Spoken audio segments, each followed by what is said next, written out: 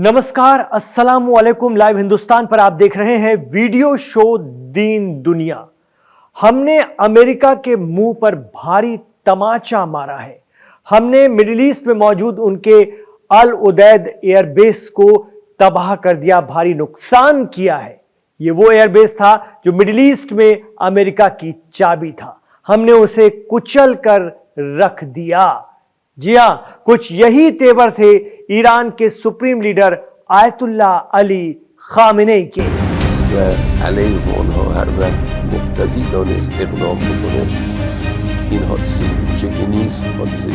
Iran में मुहर्रम का चांद दिखने के एक दिन पहले खामेनेई टेलीविजन पर आए। इसराइल ने कहा था कि खामेनेई का खात्मा करके ही वो रुकेगा, लेकिन जंग खत्म हो गई, इसराइल में तबाही मची और खामेनेई फिर ईरान और दुनिया से मुखातिब हुए। लेकिन इस बार इमाम खामेनेई का पैगाम कुछ अलग था। कैसे? इस बात को हमने डिकोड करने की कोशिश की एक्सपर्ट के जरिए। जब इसकी गहराई पर हम पहुंचे, मालूम चला कि इमाम खामेनेई ने, सुप्रीम लीडर इमाम खामेनेई ने इसराइल का तो नाम ही नहीं लिया, जिस पर उन्होंने जबरदस्त तबाही मचाई है, उसे बुरी तरह इस जंग में नुकसान पहुंचाया। एक्सपर्ट कहते हैं कि खामेनेई ने इसराइल को रत्ती भर तवज्जो नहीं दी अपनी स्पीच में, तो फिर किस पर जीत की मुबारकबाद दे रहे थे इमाम Syed ayatollah Ali Khamenei Iran की आवाम को? Aim right, achieve big. At KR Mangalam University, we provide you the platform to turn your dreams into reality. At KR Mangalam University. दरअसल ईरान के सुप्रीम लीडर के शब्द थे कि यूएस की regime पर ईरान की जीत की आप सबको बधाई हो। उन्होंने कहा कि यूएस रिजीम को सीधी जंग में तब उतरना पड़ा जब ज़ायोनी रिजीम को ईरान ने बुरी तरह बर्बाद कर दिया, तबाह कर दिया। अमेरिका यहूदी रिजीम को बचाने उतरा जरूर था, लेकिन उसे कुछ हासिल नहीं हुआ। उन्होंने इसराइल का नाम लिया ही नहीं। इतना ही नहीं, ईरान इसराइल जंग के बाद अपने पहले खिताब में इमाम खामेनेई ने कहा कि अब यह साबित हो गया है कि इस्लामिक रिपब्लिक की पहुंच मिडिल ईस्ट में मौजूद सभी अमेरिकी सेंटर्स तक है, अड्डों तक है।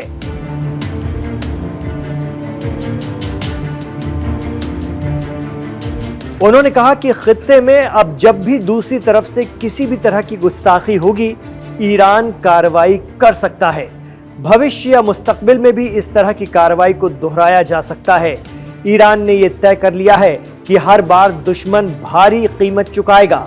तो ईरान के सुप्रीम लीडर ने इसराइल को किसी भी तरह की तवज्जो दिए बगैर सिर्फ अमेरिका को धमकाया है और यह पैगाम दे दिया है कि यूएस ने भी कोई हिमाकत या गड़बड़ की तो जवाब ऐसे ही दिया जाएगा।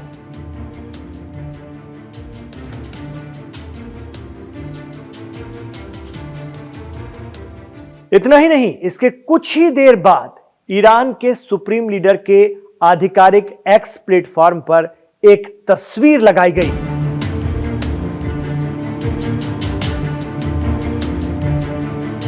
तस्वीर में एक बड़े जूते के तले कुचली हुई इमारतें दिखाई गईं। एक्सपर्ट कहते हैं कि यह पैगाम था दुनिया को कि हमने इसराइल को कुचल डाला है।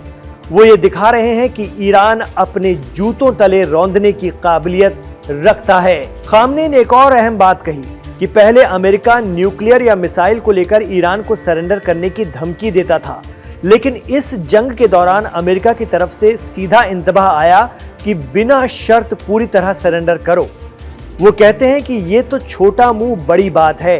ईरान के कल्चर में ही झुकना या आत्मसमर्पण नहीं है। ईरान में मौजूद सबील मीडिया के हेड जमीर अब्बास जाफरी कहते हैं कि आयतुल्ला अली खामेनेई के कहने का मतलब ये था कि मुहर्रम आ रहा है, ईरान में घर घर में गमे हुसैन मनाया जाता है। ईरान का बच्चा बच्चा अपनी माँ की गोद से हुसैन हुसैन सुनकर पलता और बढ़ता है। तो खामेनेई ने ललकार कर कहा है कि अमेरिका इमाम हुसैन के रास्ते पर चलने वाले ईरान से कभी सरेंडर के लिए नहीं कह सकता। हमने ईरान में हिंदी सर्विस दे रहे सबील मीडिया के नुमाइंदों से आयतुल्लाह अली खामनेई की ताजा स्पीच, ताजा पैगाम के मायने को और गहराई से आपके लिए समझने की कोशिश की। और एक शायद बात जो उनके पैगाम में बहुत इंपॉर्टेंट थी, जिसकी तरफ उन्होंने इशारा किया है, और वो ये है कि अमेरिका एक्सपोज हो गया है। उसने जो ईरान को सरेंडर होने के लिए ट्रंप के मुंह से ये कलमात और ये जो शब्द निकले हैं, ये वो बातें हैं जो पिछले 45 साल से ये अमेरिका के मन और अमेरिका के दिल में थे। कभी वो ह्यूमन राइट्स के उन्वान से, कभी वो औरतों के हुकूक के लिए और खवातीन के हुकूक के नाम से, और कभी वो अलग अलग उन्वान से, मिसाइल की वजह से, न्यूक्लियर परमाणु हथियार के नाम से, अलग अलग उन्वान से वो आता था। और हमेशा उसकी मंशा और मन में उसके यही होता था कि ईरान को सरेंडर करना है। लेकिन ये वो वर्ड्स थे और शब्द थे जो वो छुपा के रखते थे। लेकिन इस बार इसराइल के हमले को देखकर उनको ये लगा कि अब वक्त आ गया है कि अपने मन की बात से उस नकाब को हटाया जाए, और खुल के उसने इस बात को कहा है और एक तरह से एक्सपोज हो गया है। जो चीज 45 सालों तक के उन्होंने छुपा कर रखी थी, अब उनके जबान पर आ गई है। और ईरान कभी किसी के आगे सरेंडर नहीं होगा। जैसे फसाहत साहब ने भी कहा, ये हुसैन को मानने वाली कौम है, ये झुकेगी नहीं, ये सर तो कटा देगी लेकिन किसी के आगे झुकेगी नहीं। तो युद्ध के बाद अपनी पहली स्पीच में ईरान के सुप्रीम लीडर ने अमेरिका को भी एक बार तगड़ा पैगाम फिर दे दिया है। अमेरिका के जरिए ईरान की न्यूक्लियर साइट पर अटैक किए जाने के बाद किसी भी मुल्क ने इस पर खास प्रतिक्रिया नहीं दी और ना ही सीधे तौर पर निंदा की थी। ऐसे में ईरान ने कतर में अमेरिकी एयरबेस पर मिसाइल दागकर तुरंत ये पैगाम दे दिया कि अगर आप एक हमला करोगे तो हम कई मिसाइलों से उसका जवाब देंगे। खामनेई ने अपने देश के लोगों से कहा कि ईरान की 9 करोड़ की आबादी है, इसमें अलग अलग तरह से सोचने वाले लोग हैं, लेकिन ईरान के दुश्मन के खिलाफ अवाम एकजुट हो गई।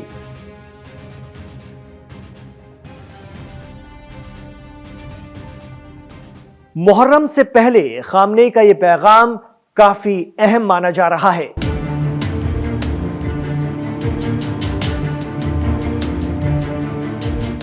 आपको बता दें कि इस वक्त ईरान काले झंडों से पट गया है। ईरान के हर शहर में काले झंडे लगाए गए हैं। आप सोच रहे होंगे कि जब जीत मिल चुकी है तो काले झंडे क्यों? दरअसल ये मुहर्रम में गम या शोक की अलामत है जो इमाम हुसैन की शहादत के इस महीने में मनाया जाता है। इस्लामिक माह मुहर्रम की 10 तारीख को करबला में दुश्मन इस्लाम ने उन्हें शहीद कर दिया था। कहा जा रहा है कि ईरान के सुप्रीम लीडर खामनेई का लाइव टीवी पैगाम भी किसी बंकर या खुफिया जगह से था। अभी वो बाहर नहीं आए हैं। चर्चा चल रही है कि इमाम आयतुल्लाह खामनेई 28 जून को मंजर आम पर आ सकते हैं। ईरान ने ऐलान किया है कि इस दिन इस्राएली हमले में मारे गए IRGC कमांडर और फौज के चीफ समेत ईरानी वैज्ञानिकों को सुपुर्दे खाक किया जाएगा। ऐसे में इस बात की संभावनाएं हैं कि supreme leader Ayatollah Ali Khamenei Iran के इन शहीद सैनिकों के नमाज जनाजा में शामिल हो सकते हैं या खुद उनकी नमाज जनाजा पढ़ा सकते हैं।